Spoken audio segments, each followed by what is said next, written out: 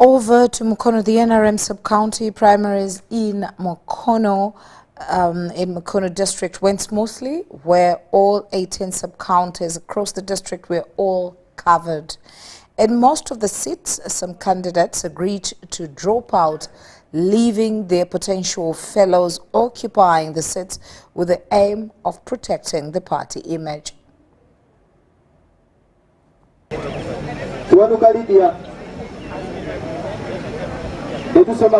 Sub-counties including Nama, Nachisunga, Tenjeru, Champisi, Goma, Makono Central Division.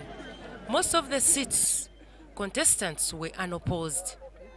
The most unopposed seats were chairmanship, publicity, secretary, women position, disabled, and others. Those who stepped down for their opponents say the gesture was good for the party ahead of the 2026 general elections. And because of harmony and the unity in NRM party, I have decided to stand down and leave my opponent to go ahead, be the chairperson for people with disabilities in Nama sub-county, and thereafter I'll come to stand as a councillor to represent Oliver. Wamala Muhammad, unopposed NRM chairman in Nama sub-county, expressed his happiness and promised to serve. Ever the man of the ground, Makono Central Division Chigundu Stephen, NRM chairman, urged party members to work hard to prepare for the 2026 general elections. Some of the party members have commented on the election exercise. So as somebody from the office of the national chairman, as the coordinator for Greater Makono, I came here to observe and see what is happening, and I can testify that the elections were very peaceful. There was no violence.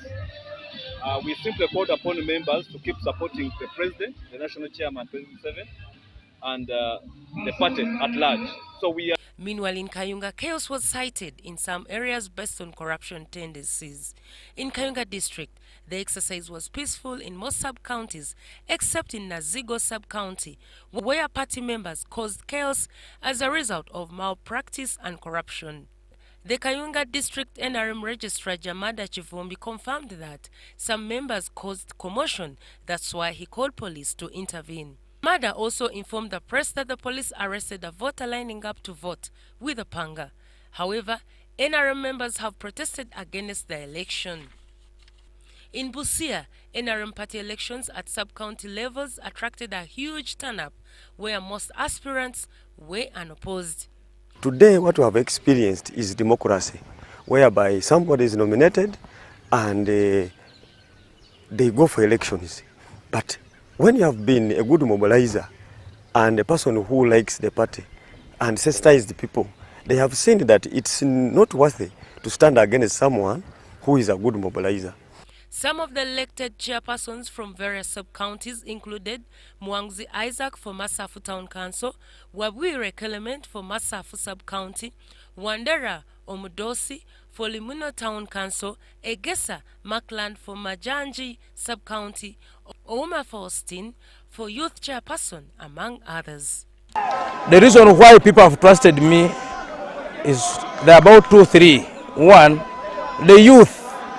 I've promised the youth that I will unite them, I will connect them to the nation, I will connect them to the district, and I will make sure that they have a circle, and I will move with them with this circle so that they get the loans, they get the funds in that circle. 2, before voting, we sat as a new generation, we agreed as people. Whenever you agreed as a team, it strengthens you as a team. So meaning that the process that we have gone through will help us also to strengthen our party as NRM. And you know, as a team, as a young generation, we'll be able to defend and make our party strong and stronger.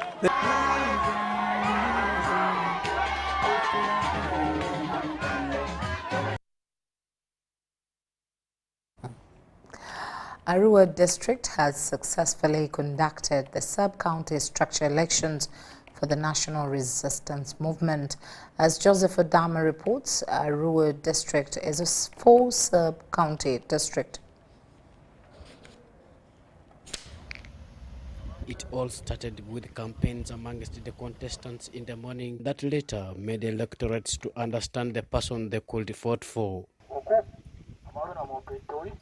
After the sensitization and campaigns, people were made to line up behind candidates of their choice here in Vora Sub-County. Lawrence Adriko was elected chairperson for Arrivo Sub-County, Stanley Aliomani for Ajia, Angubo Joffrey for Vora, and Stephen Andama for Logri Sub-County. The electoral process was so good. I was even great about it because they did give us enough time for preparation. So I was even surprised to have had like I've won. You know, NRM has been so long in Vora County, not only sub-county. So we wanted to maintain that one. The NRM government has to be there in Vora. However, Aseki Fred, who did not win the chairmanship position of Vora Sub-County, accepted the defeat. I contested, but I lost the election. Not much with the small margin. So much of the things which they need to address, transparency, corruption need to be fought, and teamwork should be done, because I've seen there are a lot of messes. The team spirit is not there. People work individual. So when the resources comes like this, they also see it unequal.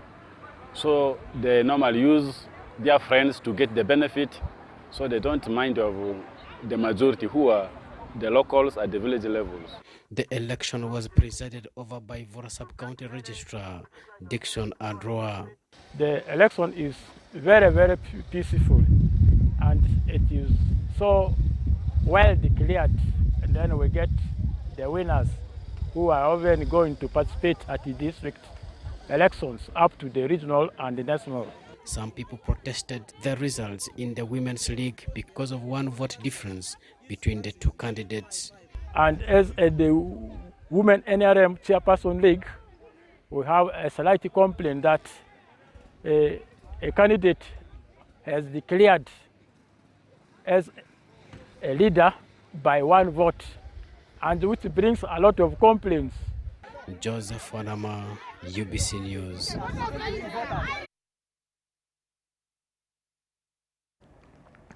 Minister of State for Gender, Labour and Social Development, Esther Nyakun, has appreciated the people of Moroto for embracing government development programs.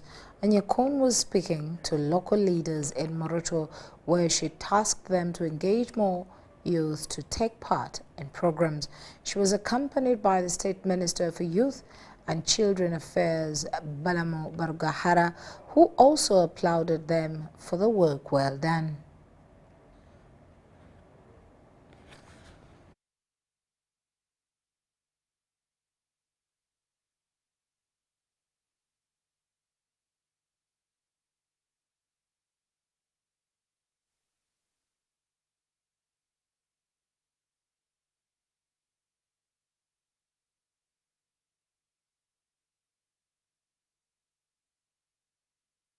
As you are aware, we have over 4 different youth development programs. We have the Capital Venture, we have the Youth Livelihood Fund, we have the UWEP, we have Emyoga, and also we have GROW. So I decided to move to Karamoja as my second destination, knowing the hardship the young women and the men in Karamoja go through, to see those who benefited from the money that we've been giving them. Are they progressing well? I'm happy to report in presence of my sister, Honorable Nyakun Esther, the Minister of Labour, and my brother, the Member of Parliament for Moroto City, and our uncle Chairman Koryang. I'm happy to report to you and the Community Development Office and all district leaders that so far I'm impressed with Karamoja. Fortunately, the ministry or government of Uganda is going to ensure now that money is ring-fenced to regions. They assure those in government that Karamoja has awakened and they are ready to utilize the resources to the very effect to ensure that we develop as Karamoja sub-region. Appreciation that you continue supporting the group and advocating for more funds to come to Karamoja to remove the ideology of rustling, and we go on investment on financial inclusion. Thank you very much. Women, you see these women like this, they were renting. As I talk, some have lands, some have their own personal homes. If there is the way, Honorable Minister, you can add us more money so that we are able to strengthen our activities. Now, thank you, the Katanga Women Group, for borrowing our money, government money, paying it back, making profit, and then being able to educate your children. DJ! If you want fireworks, say fireworks! Check Museveni! Non-stop!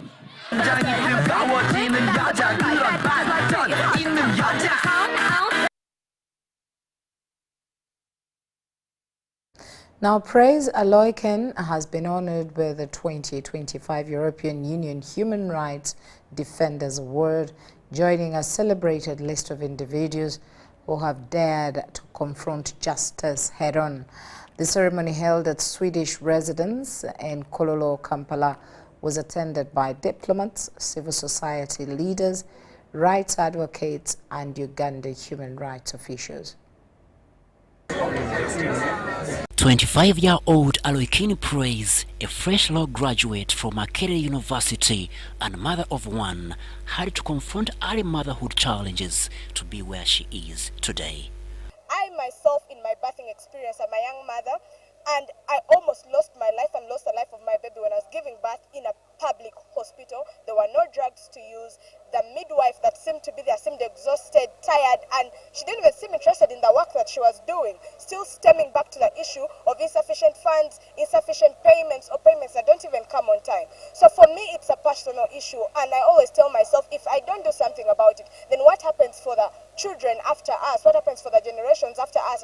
Her work cuts across grassroots mobilization, legal and policy advocacy, and a fearless challenge to entrenched power structures, especially on issues affecting women and marginalized communities. Praise is also known for her relentless activism and razor-sharp public advocacy in promoting human rights. And we formed a movement called We the People. And what we basically do is we go to rural areas that may not have access to social media, because social media is our main form of mobilization and civic education.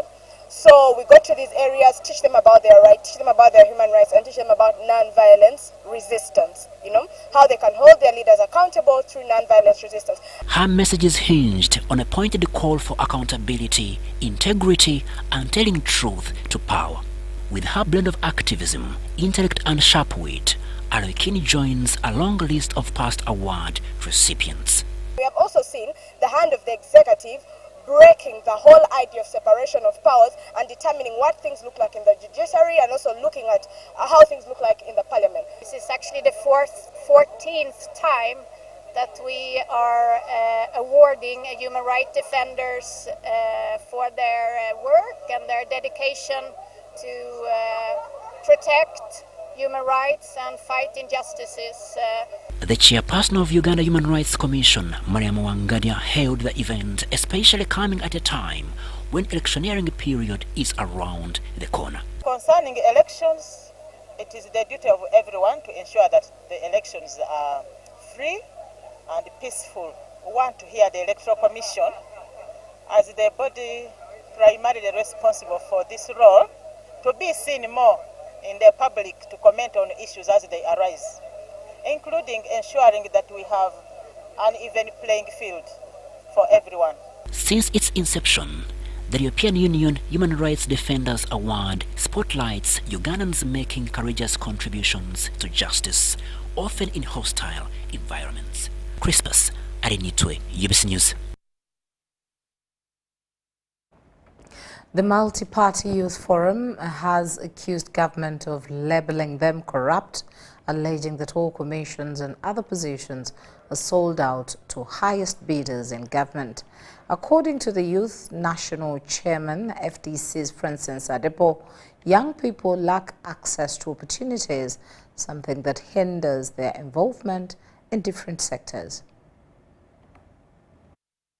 The Local Governments Act 1997 outlines the structure and functions of local governments in Uganda and also prioritizes decentralization, good governance and democratic participation at all levels of local government, but does not limit eligible pool of candidates for those positions. However, members of the Multi-Party Youth Forum say whatever is portrayed in the Act is completely different from what is being done. According to the Youth National Chairman in FDC, Francis Adepo, government officials have put a price tag on these positions and the highest bidders are considered, leaving out the youth. Castigating the younger people as the agents of corruption or as the most corrupt people, it is excluding the youth and it undermines the national progress of this country. A country that is struggling with uninformed, broke youth that are still being aligned with education and human resource structures, that are still being aligned with the economic factors of day-to-day living, is not a country where you make politics to be the highest paying entity. Mr. Adepo appeals to government to intervene and immediately condemn these acts so as to motivate young people to compete for those positions, then labeling them corrupt and useless. The people who are too much involved in corruption are the people above the age of 60. Maybe if the definition of youth has changed, all of the younger people, wherever you are, you must rise up to the purpose and make sure that we exclude ourselves from that perception that government is trying to taint us with. Adepo reiterated that young people do not have access to opportunities and the window through which they can be considered has a lot of bureaucracy in favor of the retired professionals. To the younger people that are getting more organized to get good governance for this country. But do you know the type of bureaucracy that goes into someone getting their money? Today we are talking about do not scrap off, do not take away this space because it is helping consume some of the youth. If you now restrain it and say it is for only elders and professionals, we are going to increase the number of youths that are not employed. On the upcoming youth elections, the youth allege that the Electoral Commission has failed to involve and educate them on how they can go about elections. This, to them, hinders many from participating in the country's electoral process. Yes, we are seeing on social media, but then you have young people deep in the villages where they might not have a smartphone, where they cannot access Twitter or Facebook to get such information, and we need to use other local means of communicating to them. They don't have enough information about the electoral processes of these elections. And also sometimes they don't know why they should go out to vote. That's why you hardly see them, offering themselves for these elections. You don't see them participating actively. In most cases they're just passive, being used for other ill-intentioned activities. So we are calling upon the Electoral Commission.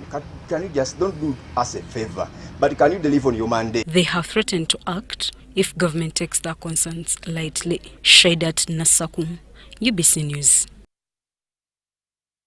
Residents of Makono District have convened in big numbers at Makuna Chief Magistrates Court, accusing one Kabuye Rashid of having sold them land without land titles, on top of grabbing their land.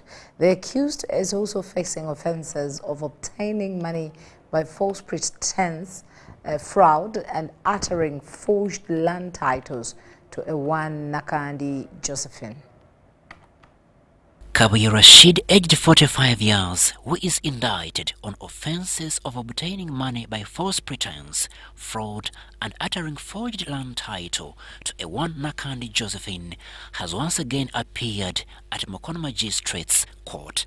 Kabuye pleaded not guilty to all the alleged offences against him. While at court, the residents accused Kabuye of having sold them land without land titles, although they tried to reach him, but in vain. It was not until they saw the news of his arrest on UBC TV. Kabuye yanguza ploti kitundu kye bayita Sonde, kitundu abayita mu kikulu. Musasula sente, amalo musasula. Nakyusanga ate ploti tugiriko abantu babiri. Last time as we were here, they told us to come back on 15th May, which is today. So he came he had the 3 defendants, lawyers. They wanted to bail him out, but the judge has said that they want to amend the charge sheet. Kabuye appealed for bail through his lawyer, although this was impossible following some amendments which were made by the Director of Public Prosecution in the charge sheet. I bought land from Kabuye Rashid. We worked on transfers. In the process of working on transfer, in 2 weeks, it was about Christmas. When I came back, I found there's a police lady. She was constructing a house. When I asked her why she was constructing a house, she constructed within 2 weeks, mind you. And that time I was doing my exams. However, I'd planted there I'd made a small garden and faced the plot. Only to come, the land had been taken. Magistrate Peace Lamuno adjourned the case to 20th May 2025 for mention. One of the complainants in this case, Nakandi Josephine, talked to UBC after court. We don't want to give him bail because we got hard time to get him because since 2023 he was in hiding. We used to call him. He was denying that he's not the one. We've called the wrong number, so he was not easy to get. So that's why I don't want to give him bail because it will be difficult to get him again. Prosecution alleges that Kabuye Rashid fraudulently sold an acre of land to Nakandi Josephine on land situated in Seta Makono, Nantabulirwa, plot number 1570, block 113. The vendor Kabuye Rashid, who promised to give Nakandi the land title, later declined to do so, but decided to utter a forged land title to her, which prompted her to report the issue to police. Kabuye Rashid, alias Commander, was further remanded to Kawuga Government Prison.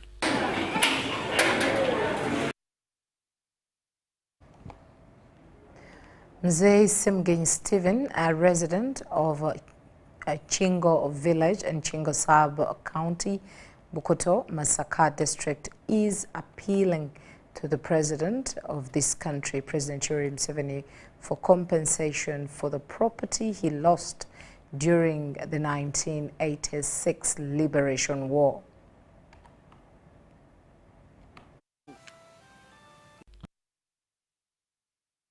Mzee Simgenyi Stephen, now in his advanced years, shared the hardship he endured in 1983 after joining efforts to support the National Resistance Army NRA during the Bush War that brought the current government to power.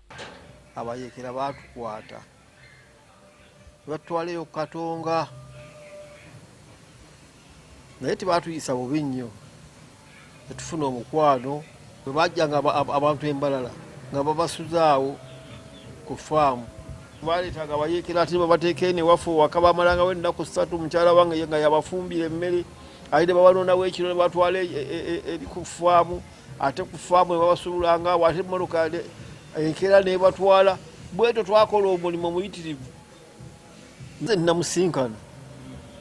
President namusinkana yali mu conference center nga mukulu Kiseka akyaliwo nefuna chance ne mujogerako naye nankwasa mukulu Kagonyera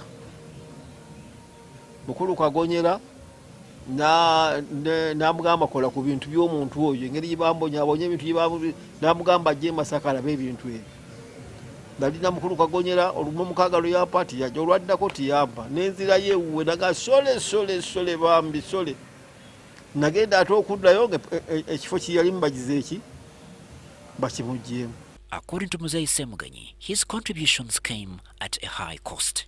He claims to have lost a coffee factory, a maize factory, 200 heads of cattle, goats, his farmland, and even his land title, leaving him with no place to live. Kati ne moloka sikyayina, n'ente sikyayina, ne faamu ya Lugenda.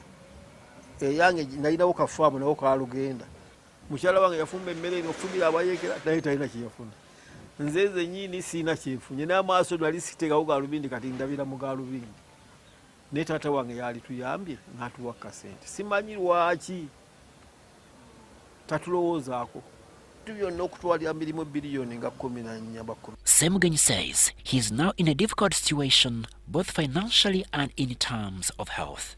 He is calling on President Museveni to intervene personally and ensure he receives the support and recognition he was promised. Amabanja ga banka ag'obuwunga nyina amabanja g'abantu ag'akasooli nasasule n'ettaka lyange ne balitwala ente sirina n'ettaka sirina n'abaana bennyini awaka benzaala nabo baagala kunzita baagala bintu ate ebintu sibiraba nange ente buli eyali akubanja 2,000 ayagala 8 eyali akubanja 8 ayagala 5 million. Kakati bannange ogenda okulyaga banno bonna mwakola bonna babawadde sente ate gwe nga tibagize eki tibakonogamba nti nze basosola busosozi ndakolaki. While many Ugandans remember the liberation war with a sense of pride and gratitude, Semugenyi says his personal sacrifice has never been acknowledged. He hopes that his plea will reach the president and action will finally be taken.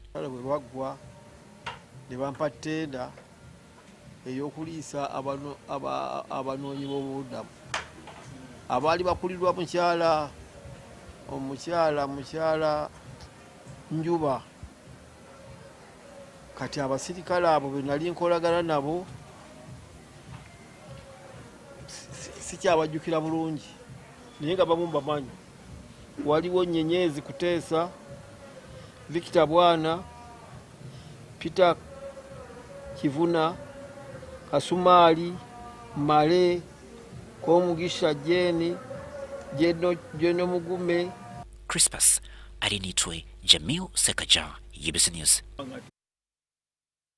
Now, the Uganda National Health Consumers Organization, working with the Ministry of Health and key partners, is leading the fight to eliminate industrially produced trans fats from our food supply. This follows the increasing cases of heart cancer and non-communicable diseases in East Africa. Uganda National Consumers Organization is concerned about unregulated industrial trans fatty acids in the East African region, risking public health. We are calling on stakeholders and government and parliament specifically to speed up the regulation of trans fatty acids, which is now under consideration. We have a draft. We would like to see this passed very quickly to save lives and improve the quality of Ugandans. We are also asking the East African Assembly to also pass the bill and regulation at East African level. Actually, there is currently a bill before the East African Legislative Assembly that is through the standardization, accreditation, and conformity assessment. We would like this to include the trans fatty acid regulation, which is very, very critical. Robina Kaituri-Timba urged the East African community to take immediate regulatory action to protect public health. We have a draft regulation. What we would like is for it to run faster, like you have said, because the gravity of the problem is alarming. We would like to see speed. But also we would like this to be an East African regulation. Trans fats are responsible for over 500,000 deaths in Uganda. Non-communicable diseases like heart disease now account for 4 in every 10 deaths. And when you look at our HMIS records, it really shows that we are having increased cases of cardiovascular diseases, diseases of the heart, diseases of the blood, because these fatty acids kind of stimulate the constriction, the thinning of the blood vessels. So these fatty acids go into the blood vessels and form that coating, and the pressure becomes high. Over 50 countries have already taken action protecting 3.7 billion people from the harmful effects of trans fats, with over 300 million lives at stake in East Africa. It's important for us to also recognize alternative ways of intaking alternative healthier foods through dietary diversity there are so many healthier foods, avocados, sesame seed, and so on, which are healthier for us, which promote healthier outcomes. So through dietary diversity efforts, we can ensure a healthier population. Through a ban of an old, harmful technology, we can eliminate the vast majority of industrially produced trans fatty acids. However, no East African country has implemented specific industrially produced trans fatty acids legislation, regulation, or policy. Sudat Kaye and Robert Whiter, UBC News. Now, as Uganda prepares to mark World Mental Health Day, Strong Minds, a civil society organization, is urging government to prioritize mental health services, especially in schools and prisons. Over 14 million Ugandans are estimated to be living with some form of mental illness, yet less than 1% of the national health budget goes to mental health.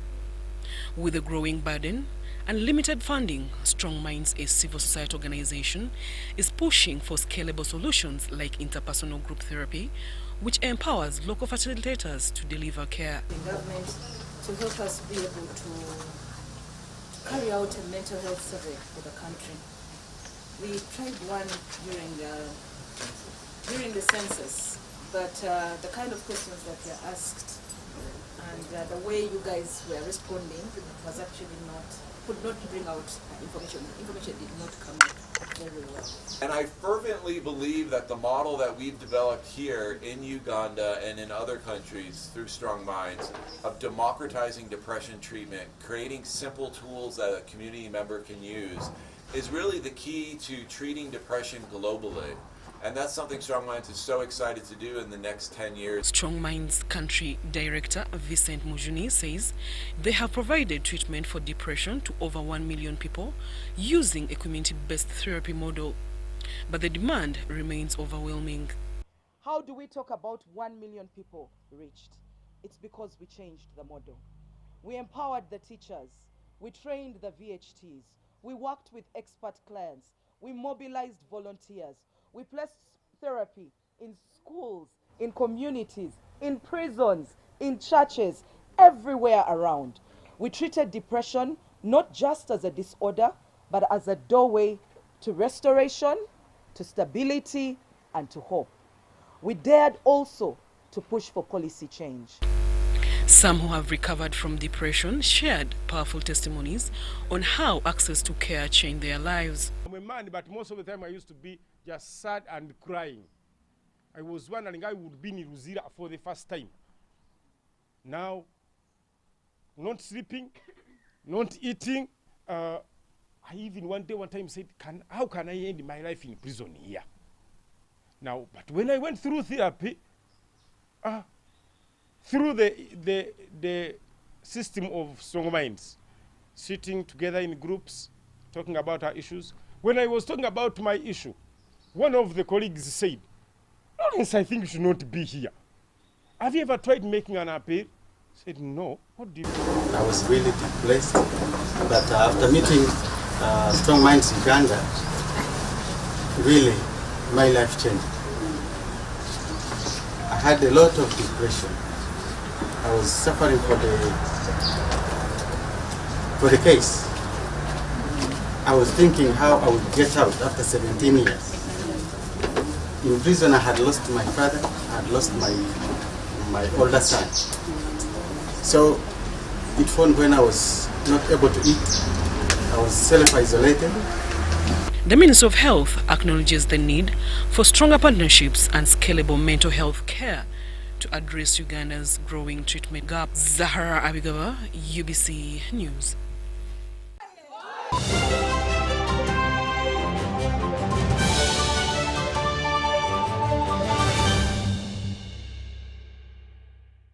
Big thing about the MTN Super. Wali yakapia musite wali yakapia. MTN kabo the Super mustai rompia. Then you kabo the smartphone nebi yakabibiona. bode super mustairo mpya. The new Kabode smartphone Get the new Kabode Super smartphone and enjoy 16 GB free. Start with a deposit of only 45,000 Uganda shillings and pay the rest mpora in daily installments of less than 1K. You can also make weekly and monthly installments. Together, our vibes are unstoppable. Terms and conditions apply. MTN. MTN is regulated by Uganda Communications Commission.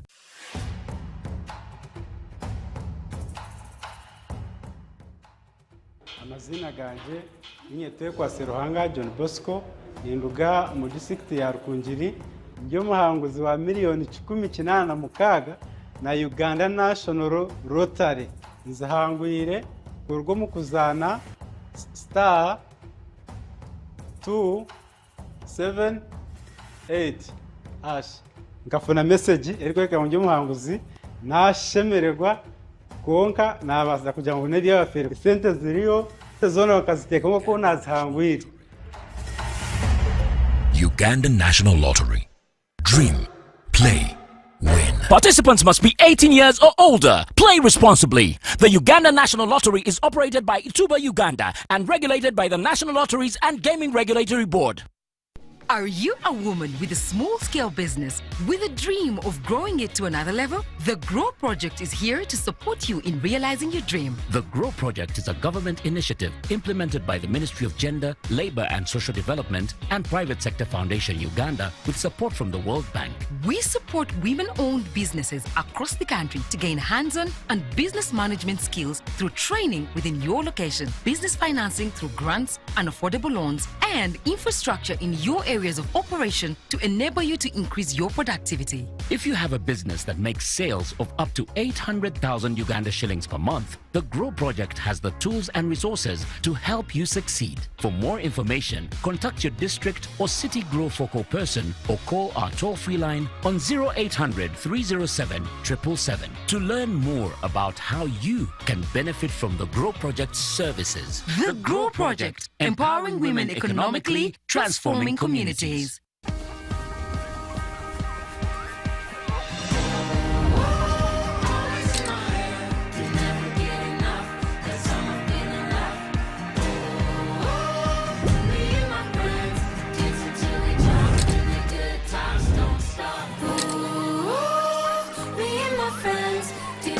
Techno and MTN. Together, our flash snap is unstoppable. Grab the Techno Camon 40 series and get free 9 GB of MTN data valid for 3 months. Don't wait. Get your Techno Camon 40 today at Techno stores and MTN outlets. MTN is regulated by the Uganda Communications Commission.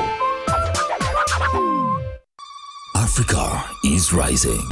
A continent rich in potential, powered by a new generation of visionaries. From cutting-edge technologies to transformative industries, Africa is shaping its own future. Bold, sustainable, and value-driven. Inspire Africa Group welcomes you to the first Africa Business Forum, which will be held at Africa Coffee Park under the theme Innovation, Industrialization and Value Addition on the 23rd of May 2025. The chief guest will be His Excellency Yoweri Museveni, President of Uganda, and His Excellency Dr. Samoei William Ruto, President of Kenya. Come, engage with the key policymakers, forge strategic partnerships, and unlock new markets. Join us as we reshape Africa's economic future.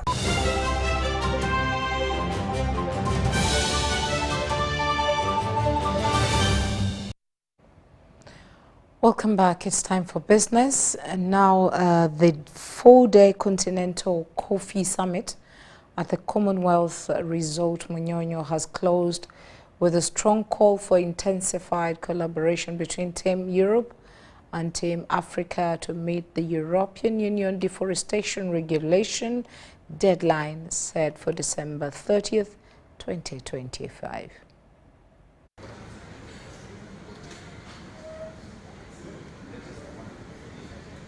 Uganda has so far registered and mapped at least 1.2 million out of its 2.5 million coffee farmers. Government remains optimistic about completing registration by the end of this year in December. but is urging more support from stakeholders. Coffee crop is a lifeline for 1.8 million small-scale Ugandan farmers. The risk of exclusion is both an economic and human threat. From my perspective as the minister, we are doing well. But of course, there remains to be some work to be done, especially on how the data can be accessed, how the data can be stored, and how will the traceability look like. We know very well that 65% of the coffee grown in Africa is exported to Europe. And Europe is telling us that come January 2026, you will have to show where you have sourced your coffee, whether it is coming from land where you cut down trees after December 2020. The summit enabled African coffee producers to engage directly with European buyers to find shared and practical solutions. However, key obstacles remain. The field visits conducted revealed that unregulated middlemen are undermining traceability and mapping, while land fragmentation and shared family plots complicate accurate registration. The summit also emphasized the need for targeted interventions to empower women and marginalized groups who face cultural and economic barriers to full participation in the coffee value chain. So from the ministry's perspective, and from my observations over the last 2 or 3 years, and Ambassador Rukega said it, we need to work together. And therefore I appreciate Team Europe and Team Africa for coming together. We have been meeting in several engagements, Africa and others, but we were in isolated ways.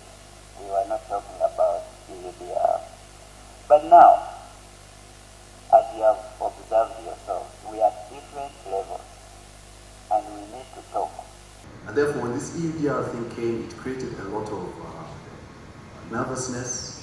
90% of our coffee exports go to the European Union. Beyond compliance, the conference aimed to foster genuine partnerships, not just imposing European Union measures. Experts warn that traceability issues, low awareness, and inadequate funding continue to hamper readiness. Crispus Arinitwe, UBC News. Still in business, Uganda's coffee farmers have displayed top quality and left an indelible mark on many at the United Kingdom UK Coffee Festival.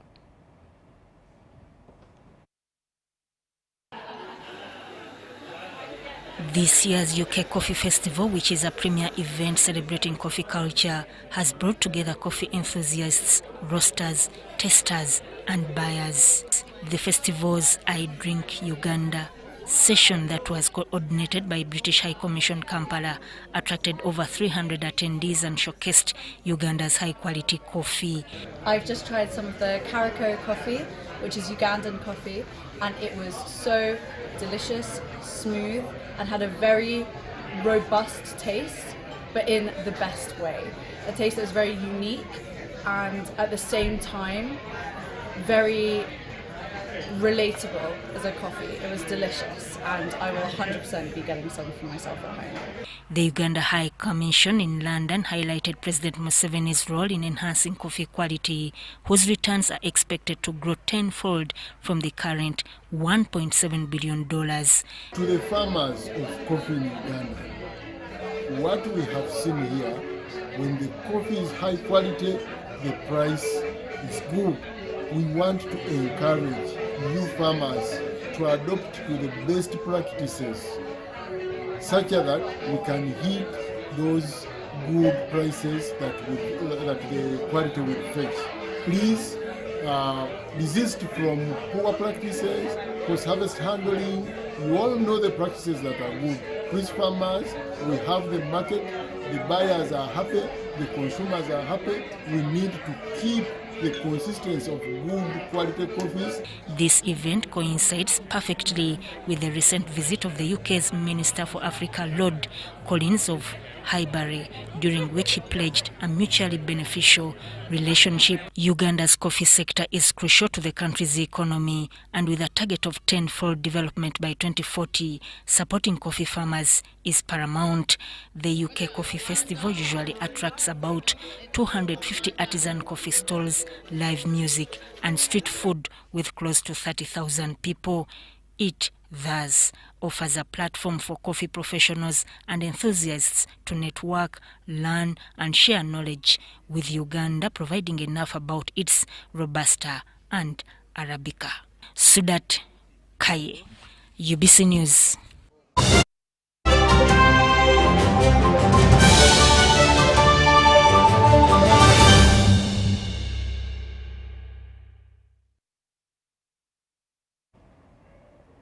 And lastly, into sports, the 2025 Uganda Open Chess Championship has started at Northview Hotel in Tinda. Our reporter has followed the opening rounds of this four-day championship that is now at halfway stage.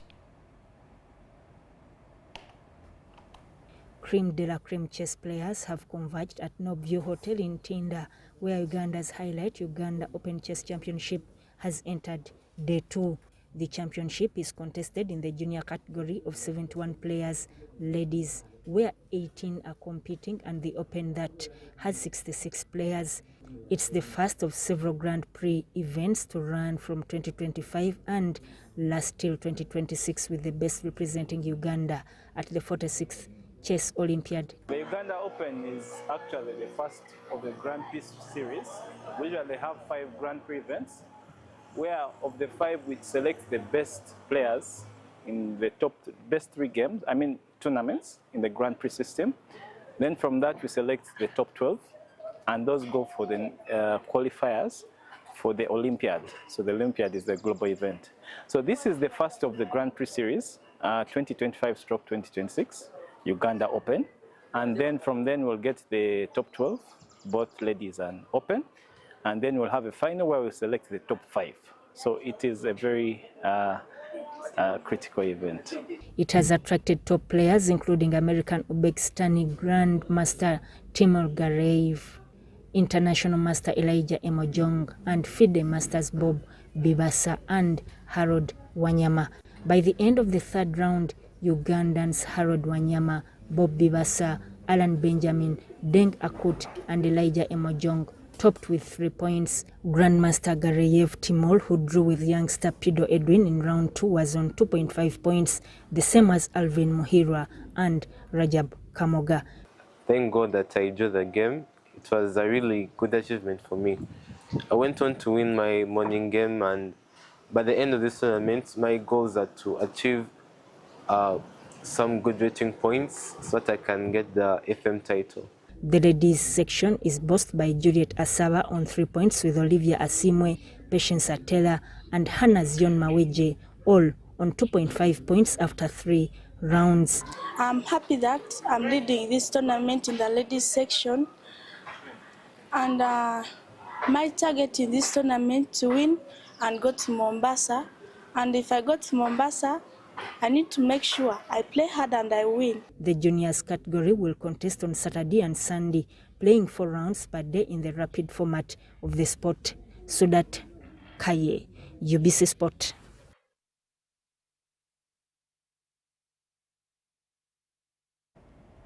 Well, that's it from us. Thank you once again for hanging out with us right from 8 o'clock. My name is Patricia Lukoma Mpango. A very good night to you.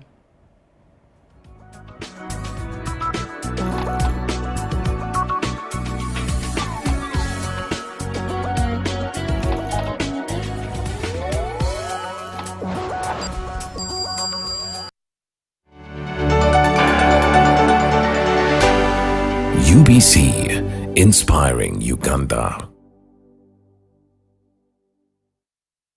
I'd like to thank all our clients, our valued taxpayers, the people that we serve as we collect revenue for building our nation. I thank you very much for the questions you have sent through this program of Buza Commissioner. On behalf of URA, I would like to pledge that we are committed and we will continue to answer all the questions that you ask through this platform. The whole purpose for this program is to ensure that your pain points, your questions are efficiently responded to.